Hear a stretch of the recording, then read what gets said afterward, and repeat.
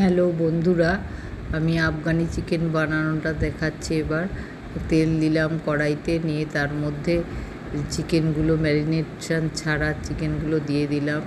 এবার নাড়িয়ে চাড়িয়ে ভাজতে থাকলাম। রঙগুলো লালচে লালচে দেখুন, লালচে লালচে হয়ে যাচ্ছে চিকেনের গায়ে। এপিট ওপিট করে ভালো করে ভাজলাম। তারপরে রঙটা দেখুন একদম বদলে গেছে। তারপরে ম্যারিনেশনের গ্রেভিটা দিয়ে দিলাম। এবার জল দিলাম, আর লবণ কম হয়েছিল, লবণ দিলাম।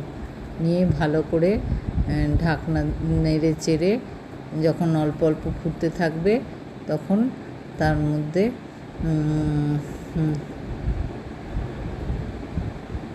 ঢাকনা দিয়ে দিলাম। তারপরে কড়াইয়ের ওপর ঢাকনা দিয়ে দিলাম। এবার একটা কাঠকয়লা দেখুন পোড়াচ্ছি। কাঠকয়লা ভালো করে একটু পুড়িয়ে নিয়ে বেশ লালচে লালচে আগুন ধরে যাবে, তখন একটা ছোটো বাটির মধ্যে ওটা নেব। বাটিটা ওই কড়াইয়ের মধ্যে বসাবো, নিয়ে 1 চামচ ঘি দিয়ে দেবো। দেখুন ধোঁয়া বেরোচ্ছে, ঢাকনা দিয়ে দেবো।